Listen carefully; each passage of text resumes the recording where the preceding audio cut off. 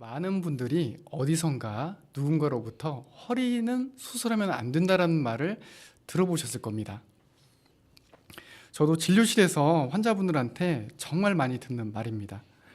그런데 수술이 필요합니다, 수술이 필요하지 않습니다라는 말은 환자분들이 하는 게 맞나요? 아니면 의사가 하는 게 맞나요? 수술이 필요한지 안 한지는 의사가 결정을 하고 환자분들에게 권고를 하게 되겠죠. 그런데 제가 진료하는 분들이 저한테 허리는 수술하면 안 된다고 도리어 알려주고 있더라는 거죠. 그러면 저는 그렇구나, 허리는 수술하면 안 되는 거구나, 이렇게 받아들여야 될까요? 그런데 이 허리는 수술하면 안 된다라는 이런 말들이 괜히 돌지는 않았을 겁니다. 이런 말이 나올 법한 이유도 있고 또 오해도 있겠는데요. 그래서 언젠가는 제가 이 부분은 꼭 한번 짚고 가야겠다라는 생각을 하게 되었습니다. 바로 오늘이 그날입니다. 네, 궁금합니다. 네. 지난 시간들을 통해서 말씀드렸듯이 허리 통증, 대부분은 디스크 손상과 그리고 척추 협착으로 인해서 허리 통증 및 하지 방사통, 간헐성 파행 같은 이러한 증상들이 생기게 되는데요. 이런 증상들을 겪는 분들의 약 90%에서 95% 정도가 수술이 아닌 비수술 치료를 통해서 좋아지십니다. 약 5%에서 10% 정도의 환자에서 수술이 필요한데요. 그런데 허리는 수술하면 안 된다라는 말을 누군가에게 듣고 억지로 버티다가 장애가 생기는 분들이 있습니다. 아이고. 그 누군가는 대체로 친척이나 동네 아저씨 혹은 옆집 아주머니들일 수가 있겠는데요. 내 몸에 장애가 생겼을 때 내 몸을 책임져 줄 수 있는 분들이 아닙니다.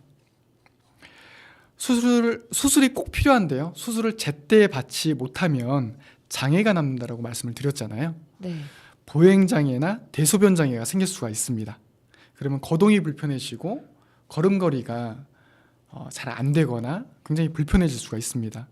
더 나아가서 운동이 안 되겠죠. 그래서 건강 상태도 나빠질 수가 있습니다. 그리고 최악의 경우에는 대소변을 가릴 수가 없기 때문에 평생 기저귀를 착용해야 될 수도 있습니다. 어쨌든 이게 함부로 누군가에게 그런 말을 건네는 건 정말 주의해야 할 지점인 것 같아요. 증상에 따라서 진짜 말씀하신 것처럼 시술인지 수술이 꼭 필요한 상태인지가 너무 다를 것 같은데 그런 말을 듣고 꼭 수술해야 하는 상태에서 수술을 하지 못하면 위험해질 수 있겠네요. 네, 맞습니다. 그래서 굉장히 아프지만 수술이 필요하지 않는 경우가 또 있고 생각보다 그렇게 아프지 않지만 반드시 수술을 해야 되는 그런 경우들도 있습니다. 그러면 환자분들이나 혹은 이제 많은 분들이 수술을 하면 안 된다라고 얘기를 하시고 의사들은 수술을 해야 된다라고 어떤 권고를 또 하고 있는데요. 그러면 의사들은 무조건 수술을 하라고 할까요? 그렇지 않겠죠. 네, 그렇지 않습니다. 의사들은 교과서에서 제시하는 기준에 따라서 수술을 결정을 합니다.